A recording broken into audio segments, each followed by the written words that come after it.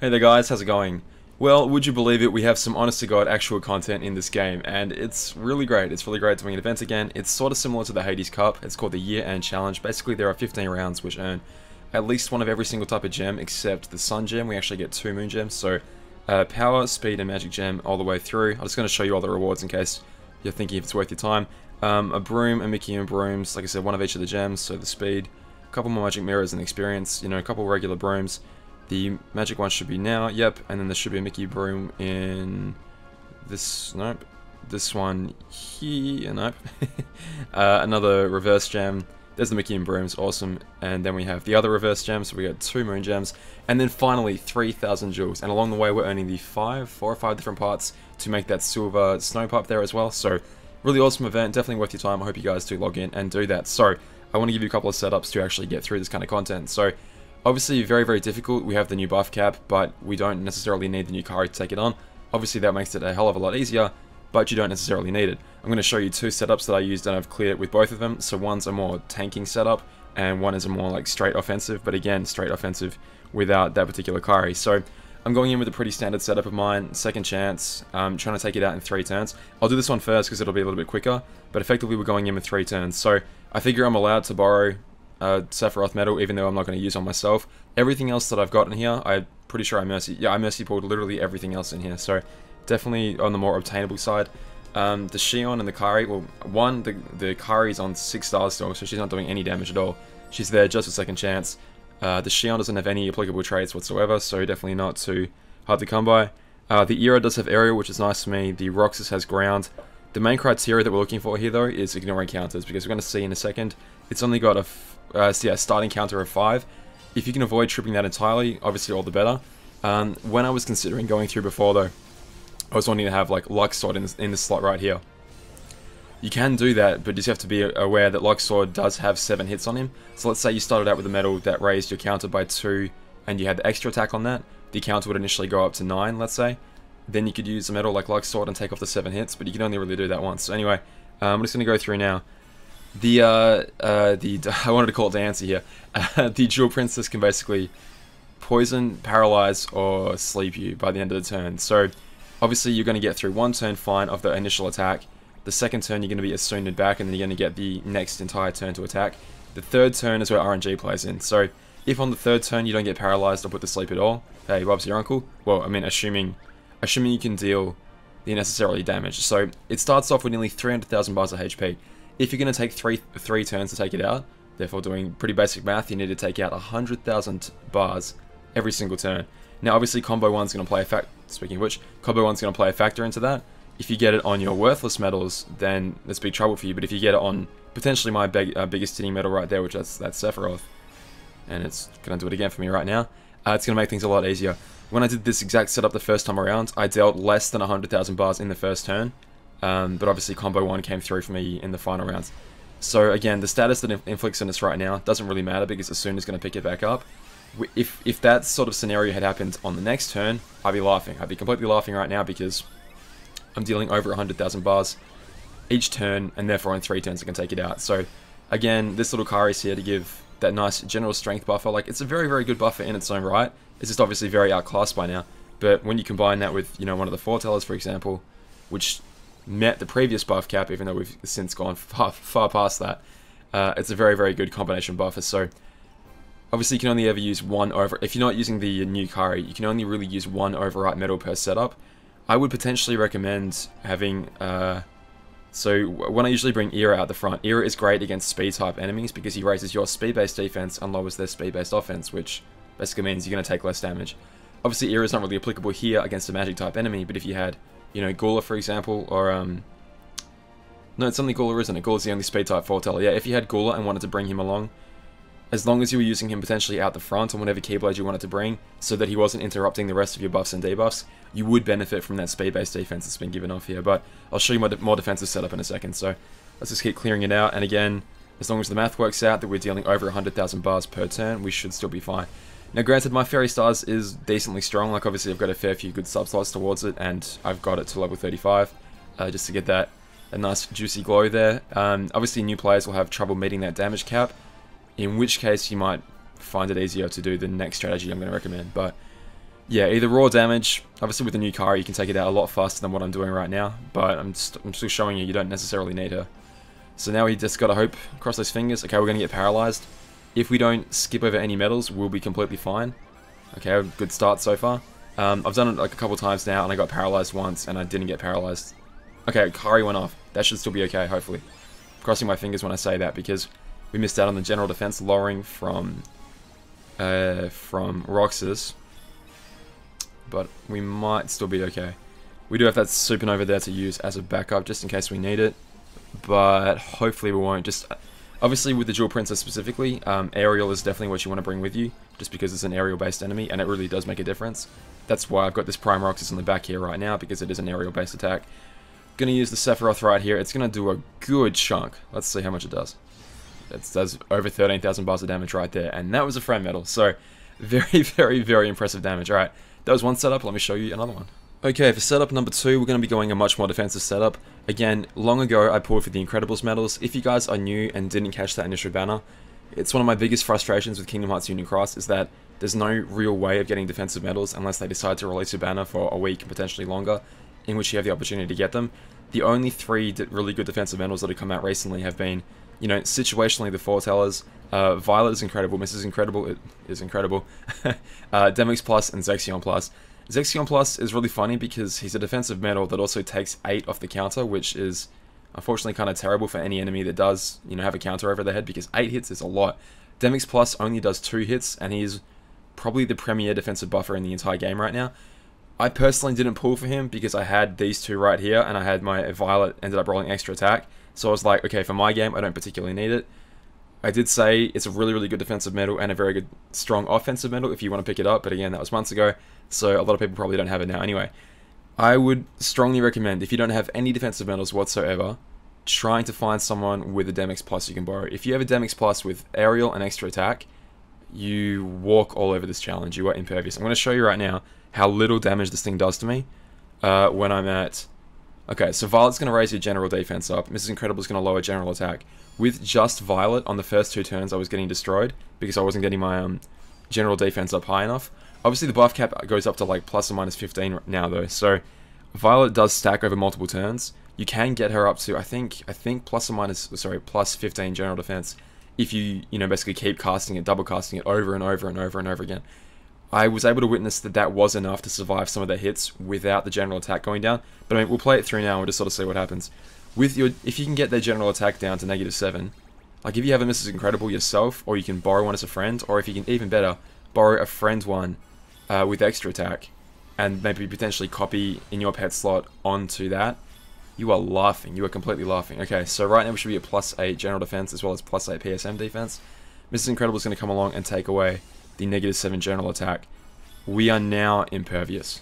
It's going to attack us with all its might, but we are now impervious to its attacks, basically. You're going to see it's going to do like single digits or potentially up to 10 damage, I think I saw it the most. So, apart from that, the setup's basically the same. I'm just trying to do as much damage as I can. You notice that I haven't brought Second Chance in here at all. I would bring Second Chance in as a safety net if you were going to attempt this, just because, well, yeah, there's obviously risk involved. Basically, it can paralyze us, and if it does paralyze us and we skip over those important defensive medals, we are extremely vulnerable. And if you guys know anything about this game, basically you're trying not to test the luck factor of it. Okay, I don't think we got paralyzed at all there, which is really awesome. Oh, we did. Okay, never mind. So we burnt our first Asuna off. It did less than 100 damage. I think it did less than 70 damage from what I just saw then. So now the Violet's going to be stacking up her buffs again this turn. It's going to do absolutely next to nothing. I can show you, I suppose, if I stop casting Violet right now. Maybe in another turn, I'll show you what happens if we don't have any general defense or any PSM defense up at all. Mrs. Incredible on her own can tank this just because the general attack is so important nowadays. Again, like I said, if you have Demix Plus, amazing. Extra attack Demix Plus, impervious to damage. Extra attack Mrs. Incredible, extremely, extremely, extremely good. It's just such a shame they don't bring back, like there's no way of earning those medals in this game. There's no way of being like, okay, I want a defensive medal. I hope one comes up in the shop because, you know, difficult content's coming around and I love ways to defend myself from that. It's just not happening, so keeping those all fingers crossed. Again, like I said, if you do want to bring a Gula along, I think Gula will help out in terms of getting your own speed-based defense up and lowering her speed-based offense. but, you know, obviously maybe not everyone got Gula. Getting attacked again, and that's what I'm talking about, the single digits barely breaking into 10. So now the risk here is, if I get paralyzed and skipped over the important metals, well, A, I'll die because I won't get my defensive cast on. Okay, I'm going to stop casting Violet now, and just see what happens. Well, that took the choice out of my hands. Whoops. Okay, well, I guess we'll get to see now what happens. So, Mrs. Incredible only lasts for 1 turn. Sorry, Paralysis just skipped over Violet, and I went to tap Violet at the same time, and ended up skipping over Mrs. Incredible. So we're going to have our defensive buffs from the turn before. I think that'll put us at maybe +8. How long does Violet last? I actually forget. So we're at +12 now, and +15 magical base defense. And we're asleep, so we're definitely going to be skipping some stuff. Maybe we're not asleep. I definitely saw that we were asleep a second ago. Anyway, who cares? Alright, if I skip... Stop it. I'll be in trouble if I get skipped over Mrs. Incredible here, but oh, let's see what happens. 1, 2... Okay, so we should be able to cast her. And I think with that, all of our defensive buffs have worn off. And now we're only defensively debuffing. Still got +12 PSM, damn it.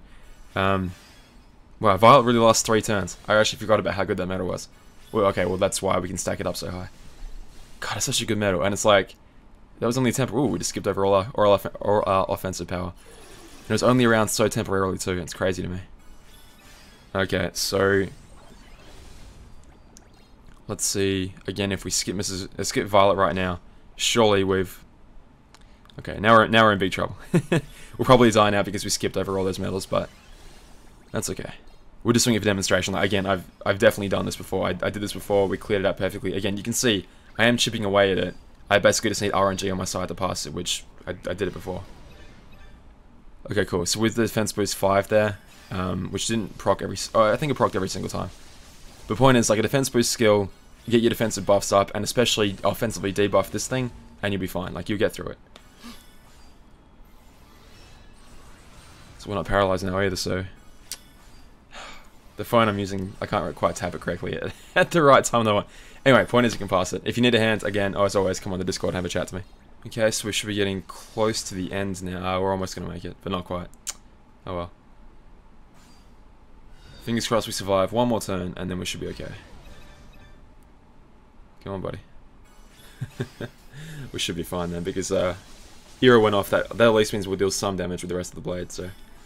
obviously I'm not even taking full advantage of the buff cap. Like, I'm only getting my general strength up to +7, so I'm definitely not doing this correctly. This setup is more just to be like, you can definitely tank it. Again, just ask to borrow defensive metal, shoot out to your party chat, hey, can I borrow defensive metal?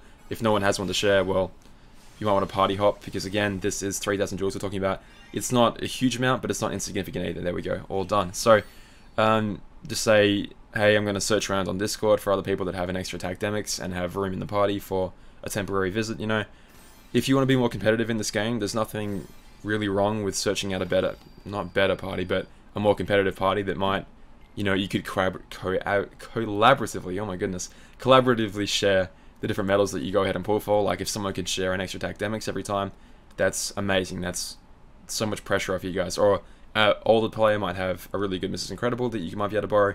Anyway, definitely not too hard of a challenge. The one I might say might be the most difficult for some players is this reverse defender one. It is a pretty strong opponent, and if you do rely pretty heavily on reverse metals, you might be in a bit of trouble with this one. But again, defensive metals, you know, the Incredibles defensive metals should be able to get you through. I want to talk really quickly just before we go. I think the survey that might have popped up for a lot of you guys is pretty interesting. I imagine the idea behind that is the general population will probably not be as aggressive, let's say, towards the rating system as a lot of the more, let's say, invested players. So, whereas most people might download the app and then never revisit the App Store, if the game is prompting you to go ahead and visit the App Store to rate it, well, that might therefore drag the average up. What's been happening is a lot of players have been vocalizing their displeasure with this game the only way they know how, by leaving a 1-star rating on the game. And I think by them going, hey, to everyone that's playing it, do you want to leave a rating on the App Store? That can, in effect, only really raise the average, because I mean, most people aren't going to go ahead and leave a 1 if they're actively enjoying the game, and don't listen to old crackpots like me, you know, ranting and screaming about it, or go on Reddit or Twitter or anything else like that. Anyway, I had a little hissy fit at this banner last night. And I'm going to have another one now. So, the regular version of the banner, the, you know, dulled, crappy version here, not the bright, beautiful, glowing one there. It's all so psychological to get in your head. It's just disgusting. Anyway, that one comes with a guaranteed 7-star at tier 7 or above, like we've seen before. This one doesn't. This one gives you a guaranteed Chernobog at 6 stars every single time, as well as a trait medal for a medal that you have no guarantee of getting, which, again, none of this is new, but it's like, wouldn't it have been nice to update your banner just a little bit and include the guaranteed 7-star for every pull on this banner? You know, get rid of some of those 5s. It just would have been a little bit nicer, rather than, like, it's a terrible banner as it is right now. It's awful. Absolutely awful. Anyone that pulls on that, they're not doing themselves a favor. And it's just like, okay, we get it. You want us to buy VIP. Speaking of which, VIP coins are back, but they didn't do the... What a terrible mistake they made here. No one should be pulling off this banner for the VIP coins. Look at this. Look what's in here. First of all, you're forced into buying Defense Boost 1 max for tankers. So that's one of your pulls right there worth of stuff. Second pull. Second chance 2. So you're doing 2 pulls. Sorry, before you can get any stuff that you might want at the back here, you're forced to do so many pulls worth of, you know, burn all these coins just to get to that. Nothing even really that good in here anyway. DB4 max I think is the best. Any serious raider worth their salt wants a Lux++ medal at this point, because otherwise you're just throwing free Lux down the drain. Every single one of these skills is just a regular Lux+. AB, I think AB5, AB5, and maybe another 5, right? So 3 5s and then a 6. And they're only Lux+. Garbage. And then I think it's an AB7 max here. Yeah, AB7 max and then 6s, I think. 6, 6, and another 6, right. Absolutely terrible. Yeah, so DB3 max, DB3 max, and DB4, like... This is all garbage. This is all absolute... No one wants these skills. Like, DB4 max is the best of the bunch here by far. Trash. And AB7 max is, you know, it's whatever. Again, like on a copycat medal or a low-cost medal, that's fine. But, you know, AB8 max is in the game now. And we're moving towards that, so... It's not really that incentivizing to free-to-play, to VIP players. And even if it was, let's say you want DB4 max. That's 1, 2, 3, 4, 5, 6 pulls you're going to have to do off those banners before you're able to get that DB6 max. And obviously, you know, if you're going to be missing Supernova Sora, it's going to take you 10 pulls anyway, unless you get lucky and get it early. But it's like, why not let them choose what they want, rather than going, have second chance 2. At least make a second chance 3, you know, that's at least 89% activation rate. Again, I'm really bitching about the smallest things right now, but like, what's the point of forcing people to buy that crap first, and then all this other... It's not worth arguing about. Anyway, guys, I've ranted. I've raved for long enough, so check out the new 3 30-second Kingdom Hearts trailers if you want. I don't know that it's worth doing a huge reaction to. I watched one of them quickly, and then I was like, oh, well, stuff, I may as well watch the other 2. So, looks cool. I'm honestly trying not to think anymore now about what could and couldn't be. I've seen characters in the background of trailers, I know.